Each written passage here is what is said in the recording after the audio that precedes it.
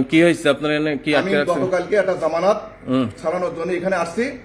আমি এখানে যেখানে যা আমাকে এরা বললো কি আমার কাছে পয়সা করেছিল, আমি টাকা পয়সা দিছি।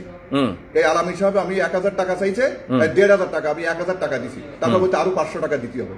আমি সে বলেছি 500 টাকা দেবো না, ছোট একটা জামানত, আমি 1000 টাকা দিয়ে গেলাম। আমার সাথে সাক্ষী ছিল চালা রুল। এইবার টাকা দিয়ে গেলে উনি আমার 500 টাকা আবার চাইছে আমার পার্টনারের কাছে, আমি দেয়নি। এবার দুকু বলিছে এখানকার পিয়ন যে আমাকে 100 টাকা দিতে হবে। তাই বলি ঠিক আছে, আমার পিয়ন স্যারের চেক ছাড়াই তোমার 100 টাকা আমি দিয়ে যাবেন, দুকু পিয়ন। এইবার আমি সেই টাকা দেয়নি, ওরা আমার প্রতি মনক্ষুণ্ণ। এবার আমি আজকে আসছি, আসার পরে এখানকার অ্যাকাউন্ট আপা আমাকে বলতেছে আমার ফাইলটা কই, কালকে দিয়ে গেলাম, তার কাছে ওই এসও রুমে পড়ে আছে। এবার আমি এসও সাহেবের রুমে আসলাম, আসি করছি ভাই আমার তো ফাইলটা আছে। তা কইছে হ্যাঁ ভাই ছাড়িয়ে দিবেন।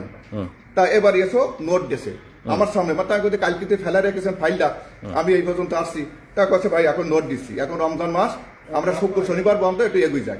এখন এসো আমার ফাইলে নোট দেওয়ার পরে আমি এই ফাইলটা নিয়ে আমি বলতেছি স্যারের কাছে দেবো না, আমি অ্যাকাউন্ট আপার কাছে দিই। আমার ফাইল আমি দেবো অ্যাকাউন্ট আপার কাছে, এটা কি আমার অপরাধ? এবার উনি বলতেছে না দুকু পিয়ন নিয়ে যাবে। আমি না দুকু কালকে আমার কাছে টাকা চাইছে, একসাথে দেয়নি, হয়তো এ করতে পারে। আমার ফাইলটা আমি দুকুর অ্যাকাউন্টের কাছে দিই। এখন ফাইলটা নিয়ে আমি অ্যাকাউন্ট সেকশনে দিছি। প্রথম ওনার সাথে আমার একটু কথা কাটাকাটিছে, পরে আসলে উনি আমার প্রতি চড়া হয়েছে।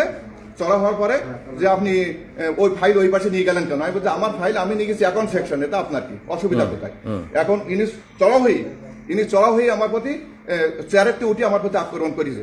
তখন আমি বলেছি যে আপনি যা ভেবেছেন তা না, আমি এক্সচেঞ্জারের বলি আপনাদের ট্রান্সফার করাই দেবো, আমার অপরাধ এইটুকু। আর আমার ফাইলটা ওই যে অতিরিক্ত 500 টাকা চাইছে, সেইটা আমি দেয়নি, আমি 1000 টাকা দিছি, ওর জন্য আমার কাছে সিনকেট করেছি। আরে দুকু পিয়ন 100 টাকা চাইছে, দেয়নি, এর জন্যই আমার ফাইলটা নিয়ে যেতে দেবে না, আমার ফাইল আমাকে নিয়ে যেতে দেবে না। আটকে রাখি এই 600 টাকা উনি আমার কাছে দেবে, এই ঝামেলা করেছে। তারপরে আমার উপজেলায় ইয়াকুব সাহেব আসলে দেখেন স্যার আমার প্রতি এই ব্যবহার করেছে, আপনি দেখেন এই স্টাফ এই আমার প্রতি। তখন উনি আমার দরজা আটকাই দিয়ে ইয়াকুব সাহেব উপজেলা ইঞ্জিনিয়ার করে পুলিশি সংবাদ দেবো। আমি কি চোর না ডাকাত যে আমাকে পুলিশি সংবাদ দেবো?